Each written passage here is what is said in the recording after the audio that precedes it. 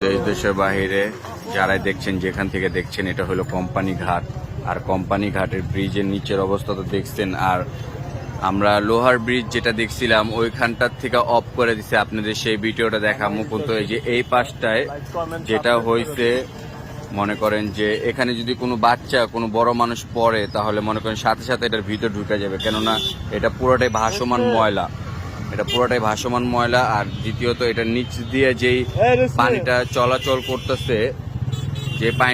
করতেছে সেটা প্রত্যেকটা বাড়ির বর্জ্যের পানি এই নদীর সাথে, বুড়িগঙ্গার সাথে অ্যাড আছে। এমনকি লোহার ব্রিজের সাথে যেই মনে করেন যেই প্লেসটা করছে, এই পাশের থেকে ওই পাশ একসাথে অ্যাড করে দেওয়ার কারণে কিন্তু এই জায়গার পানিটা আর একদম পুরো ছোটাতুরি যাবে না, ওটা লোহার ব্রিজের সামনে যে আটকায় যাবে। আর কেননা এইগুলা একদমই পরিত্যক্ত হয়ে গেছে, এটা একদমই মনে করেন নদী না বলতেই না। কেননা আমরা ছোট থেকে দেখছি এটা নদী, এখন পুরো নদী না, ঠিক আছে। এটা কিছুদিন পরে মাঠ হয়ে যাবে, আর নয়তো যে কোনো ভাবে এটা দখল হয়ে যাবে। দেখেন, আপনাদের দেখেন এই যে এই পাশটা কিন্তু অলরেডি দখল হয়ে গেছে ময়লা ফালানোর পরে। আমরা বাংলাদেশের সচেতন নাগরিক, আমরা আমাদের থেকে প্রতিবাদ করতেছি, কিন্তু দেখেন এই যে 1 মিনিট পরে পরে এখানটায় জ্যাম লেগে যায়। আর দাঁড়ানোর মতো স্পেসই নেই, এটা এই ব্রিজটা যখন তখনই ভেঙে যেতে পারে।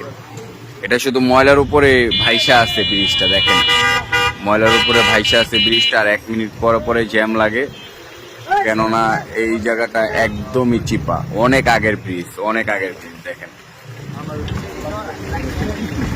দেখেন এদিকে দাঁড়ানো যায় না, শুধু আমরা এই জায়গাটায় দাঁড়ায় শুধু মনে করেন এই ভিডিওটা করতেছি।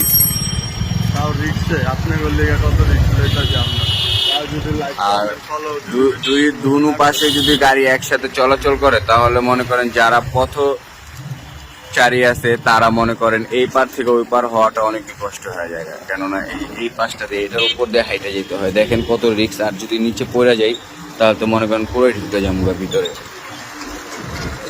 আমরা চাই যে চরটাকে চালাইতে চাইতেছে, যে চরটারে আরো উন্নতি করতে চাইতেছে, তার দৃষ্টি আকর্ষণ করে বলছি, যে চরটা ভালো করে চালাতে চাইতেছে, যে চরটাকে নিয়ে ভাবতেছে, আমি তার দৃষ্টি আকর্ষণ করি। আপনারা অবশ্যই দেখবেন যে এই জায়গার অবস্থাটা খুবই খারাপ, খুবই দুর্ভোগ। 1 মিনিট পরে পরে জ্যাম লাগতেছে, 1 মিনিট পরে পরে মনে করেন এখানে দাঁড়াইতে পারতেছি না, অনেক রিস্ক।